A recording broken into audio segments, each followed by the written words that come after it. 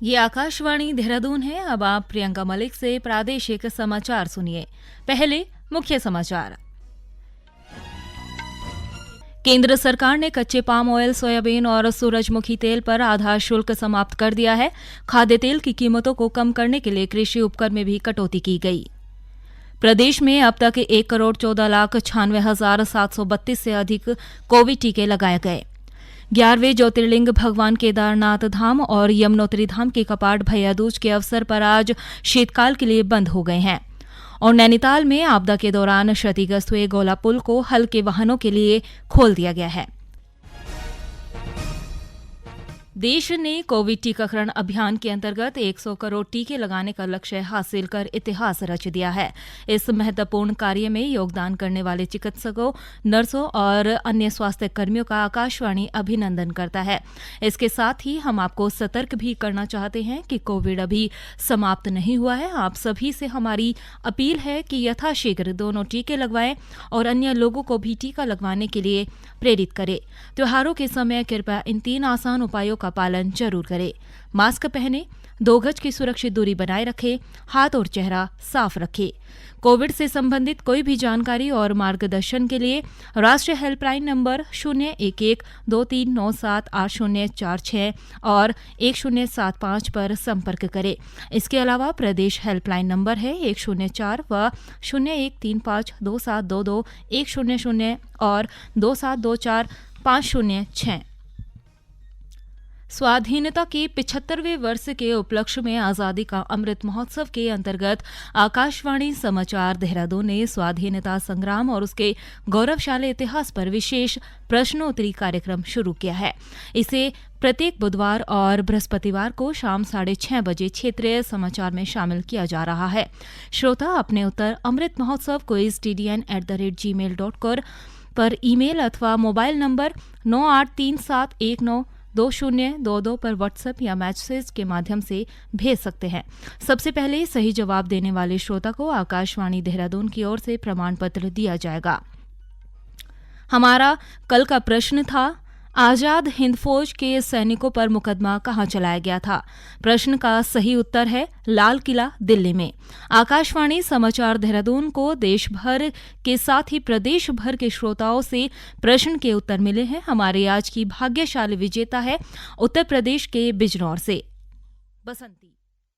मैं आकाशवाणी देहरादून से प्रादेशिक समाचार हर रोज सुनती हूँ। अमृत महोत्सव क्विज आकाशवाणी देहरादून की बहुत अच्छी पहल है। ऐसे ज्ञानवर्धक कार्यक्रम होते रहने चाहिए। आज विजेता बनने पर मुझे बहुत अच्छा लग रहा है। इसके लिए मैं आकाशवाणी देहरादून की पूरी टीम को तहे दिल से धन्यवाद देती हूँ। और अब समाचार विस्तार से। केंद्र सरकार ने कच्चे पाम ऑयल, सोयाबीन और सनफ्लावर तेलों पर 2.5% आधारभूत शुल्क समाप्त कर दिया है ताकि खाद्य तेल के मूल्यों में पिछले 1 वर्ष से चली आ रही तेजी को रोका जा सके। कच्चे पाम ऑयल पर कृषि अधिभार को 20% से घटाकर 7.5% और कच्चे सोयाबीन तेल और कच्चे सनफ्लावर तेल पर इस अधिभार को घटाकर 5% कर दिया गया है। रिफाइंड पामोलिन तेल, रिफाइंड सोयाबीन तेल और रिफाइंड सनफ्लावर तेल पर आधारभूत शुल्क 32.5% से घटाकर 17% कर दिया गया है। खाद्य तेलों के मूल्यों को नियंत्रित करने के लिए सरकार ने पाम ऑयल, सनफ्लावर और सोयाबीन तेल पर आयात शुल्क को तर्कसंगत बताया है। खाद्य और सार्वजनिक वितरण विभाग के सचिव सुधांशु पांडे ने कहा कि सरकार ने यह सुनिश्चित किया है कि कीमतों में होने वाली कटौती का लाभ जनता तक पहुंचे। केंद्र ने कहा कि अब तक कुल 22 राज्यों और केंद्र शासित प्रदेशों ने उपभोक्ताओं को राहत देने के लिए पेट्रोल और डीजल पर वैट में कटौती की है। राष्ट्रव्यापी कोविड टीकाकरण अभियान के अंतर्गत देश में अब तक 1,07,95,00,000 से अधिक टीके लगाए जा चुके हैं। स्वास्थ्य मंत्रालय ने बताया कि कल 20,75,000 से अधिक टीके लगाए गए। कल 10,929 लोगों में कोरोना संक्रमण की पुष्टि हुई है, जबकि 12,509 मरीज संक्रमण मुक्त हुए हैं। स्वस्थ होने की दर 98.23% हो गई है। अब तक कुल 3,37,37,000 से अधिक मरीज स्वस्थ हो चुके हैं। इस समय 1,46,950 रोगियों का उपचार चल रहा है, जो कि पिछले 255 दिनों में सबसे कम रहा है। कोविड मरीजों की संख्या कुल संक्रमित लोगों के 1% से भी कम है। देश में अब तक 61,39,00,000 से अधिक कोविड जांच की जा चुकी है। इसके अलावा प्रदेश में अब तक 1,14,96,732 से अधिक कोविड टीकाकरण हो चुका है, जिसमें 40,09,821 से अधिक टीके की दूसरी डोज और 74,86,911 से अधिक टीके पहली डोज को लगाए जा चुके हैं। वहीं प्रदेश में आज जारी हेल्थ बुलेटिन के अनुसार 12 लोगों में कोरोना संक्रमण की पुष्टि हुई, जबकि 9 मरीज संक्रमण मुक्त हुए हैं। ये समाचार आप आकाशवाणी देहरादून से सुन रहे हैं। रुद्रप्रयाग जिले में 11वें ज्योतिर्लिंग भगवान केदारनाथ धाम के कपाट भैया दूज के अवसर पर आज शीतकाल के लिए बंद हो गए हैं। केदारनाथ में सेना के बैंड की भक्तिमय धुनों के साथ कपाट बंद होने के बाद पंचमुखी विग्रह मूर्ति विभिन्न पंडालों से होते हुए शीतकालीन गद्दी स्थल श्री ओंकारेश्वर मंदिर उखी मठ में विराजमान होगी।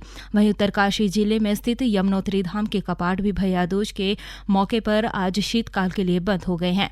प्राचीन परंपरा अनुसार खरसाली गांव से यमेश्वर देवता की डोली यमुना को लेने यमुनोत्री धाम पहुंची। यमेश्वर देवता की अगुवाई में यमुना जी की उत्सव डोली खरसाली गांव के लिए रवाना हुई। शीतकाल के लिए 6 माह तक यमुना जी की पूजा अर्चना खरसाली में ही होगी। वहीं श्रद्धालु दर्शन भी कर सकेंगे। भैया दूज के पावन पर्व पर आज 11वें ज्योतिर्लिंग भगवान केदारनाथ धाम के साथ ही यमुनोत्री के कपाट परंपरागत पूजा अर्चना के साथ शीतकाल के लिए बंद हो गए हैं। गंगोत्री धाम के कपाट कल ही गोवर्धन पूजा के अवसर पर बंद हो गए थे, जबकि श्री बद्रीनाथ धाम के कपाट 20 नवंबर को बंद होंगे।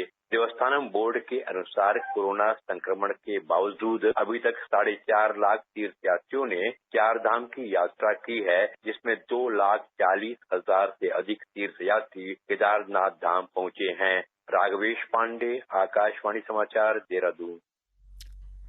इससे पहले कल गोवर्धन पूजा के अवसर पर गंगोत्री धाम के कपाट भी बंद हो गए। इसके साथ ही 4 धाम यात्रा अपने समापन की ओर है। नैनीताल में आपदा के दौरान क्षतिग्रस्त हुए गोला पुल को हल्के वाहनों के लिए खोल दिया गया है। आज केंद्रीय रक्षा और पर्यटन राज्य मंत्री अजय भट्ट ने गोला पुल में यातायात का शुभारंभ किया। उन्होंने कहा कि अस्थायी रूप से गोला पुल यातायात के लिए सुचारू कर दिया गया है। स्थायी समाधान के लिए IIT रुड़की के विशेषज्ञों से राय लेकर कार्य किया जाएगा। श्री भट्ट ने हाल ही में गोला पुल निरीक्षण के दौरान राष्ट्रीय राजमार्ग के अधिकारियों को मौके पर गोला पुल में यातायात 6 नवंबर तक अनिवार्य रूप से चालू करने के निर्देश दिए थे। आवाजाही के शुरू होने से गोलापार, चोरगलिया, सितारगंज, खटीमा के साथ ही चंपावत तक के लोगों का यातायात सुगम होगा। आपको बता दें कि 18 और 19 नवंबर को आई आपदा के दौरान गोला पुल क्षतिग्रस्त हो गया था, जिसके बाद पुल पूरी तरह से आवाजाही के लिए बंद कर दिया गया था। राज्य में 15 दिसंबर से पहले 18 साल से अधिक उम्र के लोगों को वैक्सीन की 100% दूसरी डोज दी जाएगी। आज ये जानकारी देते हुए स्वास्थ्य मंत्री डॉक्टर धन सिंह रावत ने बताया कि बड़े स्तर पर टीकाकरण की तैयारी की जा रही है। उन्होंने कहा कि आवश्यकता पड़ने पर घर घर जाकर टीकाकरण किया जाएगा। अब मैं जिला वाइज सब बैठकें कर रहा हूं और इसमें हमारा टारगेट ये है कि 15 दिसंबर तक हमको 100% लोगों पे दूसरी डोज भी वैक्सीन लगानी और इसके लिए व्यापक तैयारियां की जा रही हैं। घर घर जाके भी वैक्सीन लगानी पड़ेगी तो भी लगानी।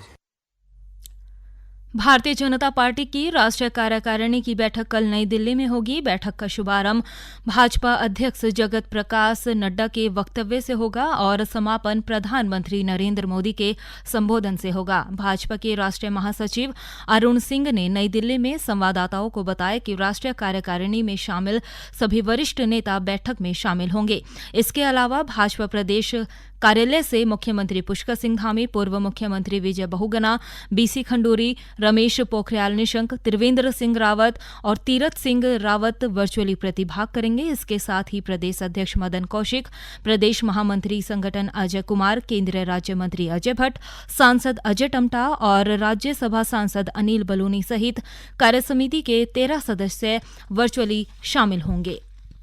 मुख्यमंत्री पुष्कर सिंह धामी ने आज हरिद्वार में भूपतवाला स्थित जैन मंदिर में जैन गुरु विश्व रतन सागर सूरी से मुलाकात की और आशीर्वाद लिया। इस अवसर पर जैनाचार्य ने मुख्यमंत्री से कहा कि उत्तराखंड देवभूमि है, इसके देवत्व में और वृद्धि हो सके इसके लिए आवश्यक है कि यहां अहिंसा का पालन हो। इसके लिए प्रयास किए जाने की आवश्यकता है। वहीं मुख्यमंत्री ने कहा कि जैन गुरु से उन्होंने राज्य की बेहतरी के लिए आशीर्वाद और मार्गदर्शन प्राप्त किया है। और अंत में मुख्य समाचार एक बार फिर।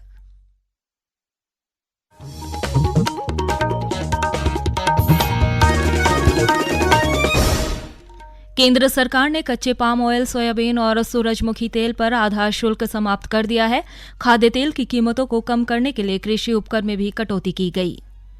प्रदेश में अब तक 1,14,96,732 से अधिक कोविड टीके लगाए गए। 11वें ज्योतिर्लिंग भगवान केदारनाथ धाम और यमुनोत्री धाम के कपाट भैया दूज के अवसर पर आज शीतकाल के लिए बंद हो गए हैं। और नैनीताल में आपदा के दौरान क्षतिग्रस्त हुए गोला पुल को हल्के वाहनों के लिए खोल दिया गया है। इसी के साथ प्रादेशिक समाचार समाप्त हुए। नमस्कार।